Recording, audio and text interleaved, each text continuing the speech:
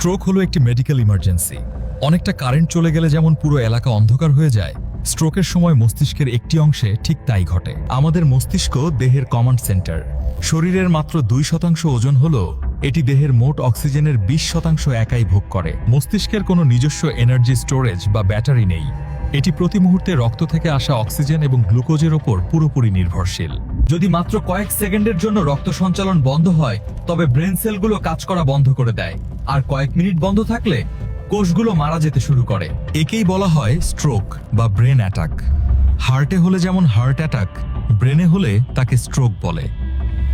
Stroke প্রধানত দুই ধরনের হয়, ইসেমিক স্ট্রোক এবং হ্যামোলজিক স্ট্রোক। চলুন প্রথমে সবচেয়ে কমন ধরনটি দেখি। 87% স্ট্রোকই হল ইসেমিক স্ট্রোক। এটি ঘটে যখন মস্তিষ্কের কোনো রক্তনালী ব্লক হয়ে যায়। এর মূল কারণ হল অ্যাথেরোস্ক্লেরোসিস। বছরের পর বছর ধরে আমাদের রক্তনালীর দেয়ালে চর্বি বা কোলেস্টেরল জমতে থাকে। চর্বি জমে পথ সরু হয়ে যায়, ফলে রক্ত চলাচল বাধাগ্রস্ত হয়, অনেকটা জ্যামে আটকে পড়া রাস্তার মতো। হঠাৎ একদিন এই চর্বির দলা ফেটে যেতে পারে। তখন শরীর সেটা মেরামত করতে সেখানে রক্ত জমাট বাঁধিয়ে দেয় বা ক্লট তৈরি করে। এই জমাট রক্ত বা ক্লটটি যদি ছুটে গিয়ে মস্তিষ্কের কোনো সরু রক্তনালীতে গিয়ে আটকে যায়, তবেই বিপদ। রক্তনালী পুরোপুরি ব্লক হয়ে যায়। এর সামনের অংশের ব্রেন সেলগুলো আর অক্সিজেন পায় না।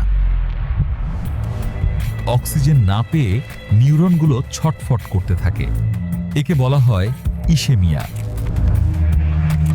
কোষের ভেতরের পাওয়ার হাউস বা মাইটোকন্ড্রিয়া বন্ধ হয়ে যায়, শক্তি উৎপাদন বন্ধ। বাঁচার জন্য কোষগুলো তখন বিষাক্ত কেমিক্যাল রিলিজ করে, যা আশেপাশের সুস্থ কোষগুলোকেও মেরে ফেলে। একে ইসেমিক ক্যাসকেড বলে। স্ট্রোকের সময় প্রতি মিনিটে প্রায় 19 লক্ষ নিউরন বা ব্রেন সেল মারা যায়।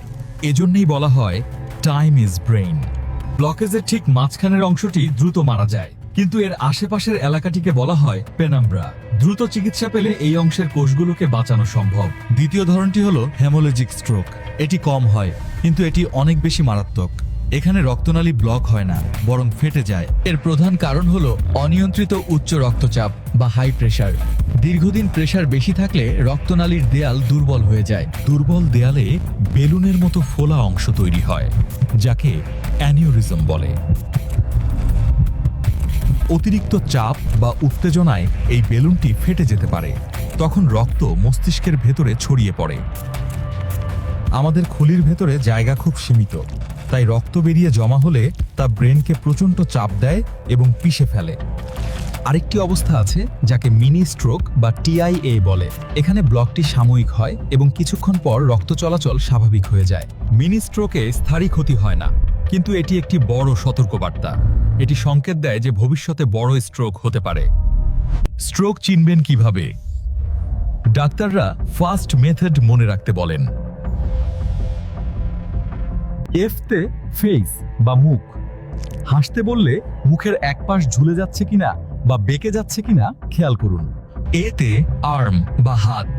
দুই হাত ওপরে তুলতে বললে যদি এক হাত অবশ লাগে বা পড়ে যায়, তবে এটি স্ট্রোকের লক্ষণ। এসতে স্পিচ বা কথা। কথা জড়িয়ে যাচ্ছে কিনা বা অসংলগ্ন কথা বলছে কিনা দেখুন। টিতে টাইম। এই লক্ষণগুলো দেখলে 1 সেকেন্ডও দেরি করবেন না, সোজা হাসপাতালে নিন। এছাড়াও প্রচণ্ড মাথা ব্যথা, হঠাৎ চোখে ঝাপসা দেখা বা ভারসাম্য হারিয়ে পড়ে যাওয়াও স্ট্রোকের লক্ষণ হতে পারে। মস্তিষ্কের বাম দিকে স্ট্রোক হলে শরীরের ডান পাশ অবশ হয়ে যায় এবং কথাবার্তায় সমস্যা হয়। আর ডান দিকে স্ট্রোক হলে শরীরের বাম পাশ অবশ হয় এবং ভিশন বা দেখার সমস্যা হতে পারে।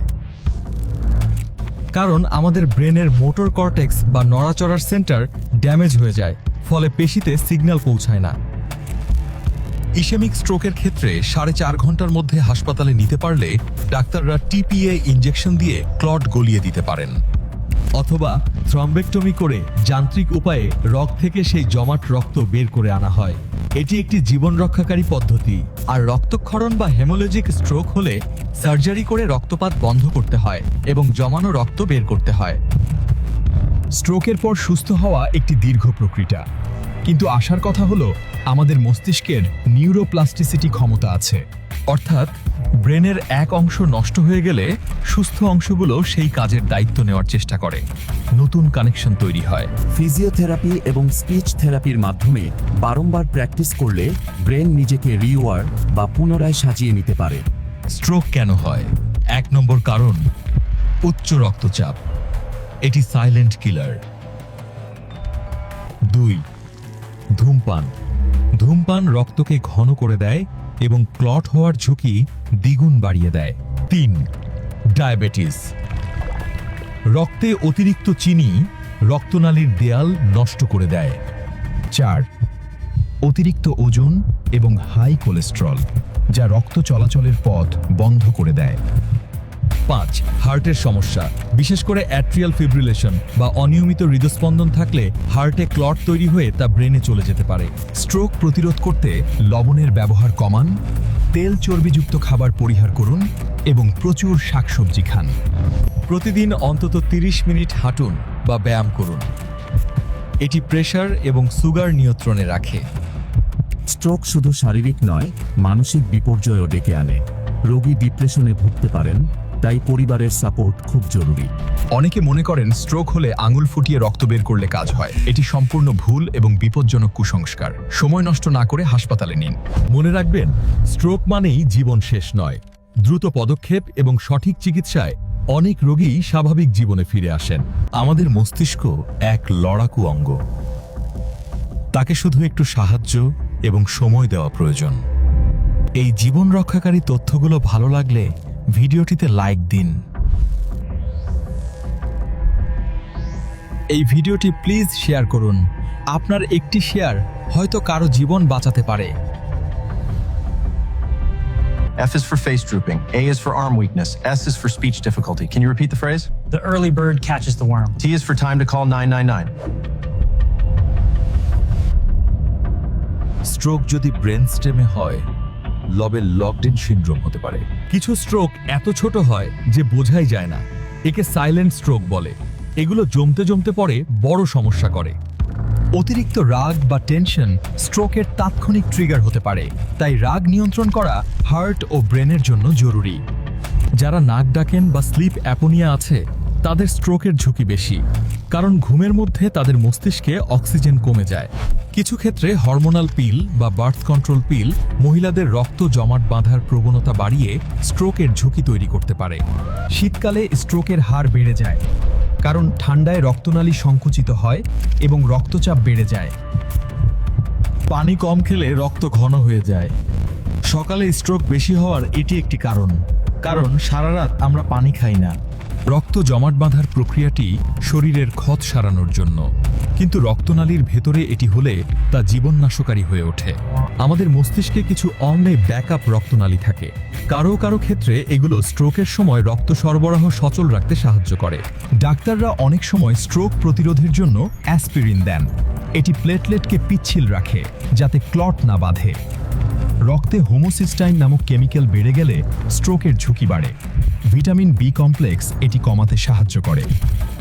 পটাশিয়ামযুক্ত খাবার রক্তনালীকে রিল্যাক্স রাখে এবং প্রেশার কমায়। তরুণদের স্ট্রোক হতে পারে ঘাড়ে আঘাত লাগলে বা শিরা ছিঁড়ে গেলে। জিমে ভারী ব্যায়াম বা ঘাড় মটকানো থেকেও এটি হতে পারে। ভবিষ্যতে স্টেম সেল থেরাপির মাধ্যমে স্ট্রোকের কারণে মারা যাওয়া ব্রেন সেলগুলোকেও হয়তো জীবিত করা সম্ভব হবে। বর্তমানে এআই প্রযুক্তি ব্যবহার করে ডাক্তাররা মুহূর্তের মধ্যে স্ট্রোকের ধরন শনাক্ত করে চিকিৎসা শুরু করতে পারছেন।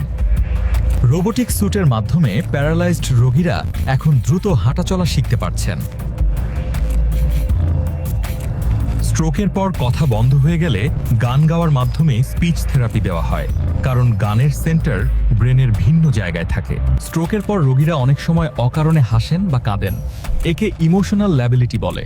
এটি ব্রেন ড্যামেজের ফল, পাগলামি নয়। স্ট্রোক রোগীর সেবাকারীর ধৈর্য এবং মমতা ওষুধের চেয়েও বেশি কাজ করে। একবার স্ট্রোক হলে দ্বিতীয়বার হওয়ার ঝুঁকি খুব বেশি থাকে, তাই ওষুধ বন্ধ করা যাবে না। আপনার ফোনে সবসময় অ্যাম্বুলেন্স বা নিকটস্থ হাসপাতালের নম্বর সেভ করে রাখুন। স্ট্রোক বর্তমানে বিশ্বব্যাপী পঙ্গুত্বের 1 নম্বর কারণ। সচেতনতাই পারে এই পরিসংখ্যান বদলাতে। ভিডিও শেষ করার আগে ফার্স্ট রুলটি একবার মাথায় গেঁথে নিন। স্ট্রোক মানেই সব শেষ নয়, ইচ্ছাশক্তি থাকলে ফিরে আসা সম্ভব। ভিডিওটি ভালো লাগলে লাইক দিন।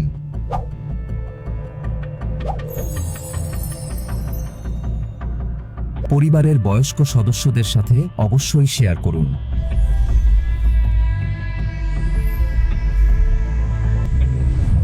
স্ট্রোক এড়াতে আপনি আজ থেকে কোন বদভ্যাসটি ত্যাগ করবেন? নিয়মিত রক্তচাপ মাপুন, সুস্থ থাকুন।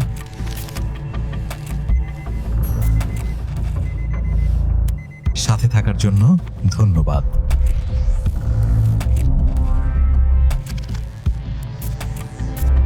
এটি কেবল শিক্ষামূলক তথ্যের জন্য।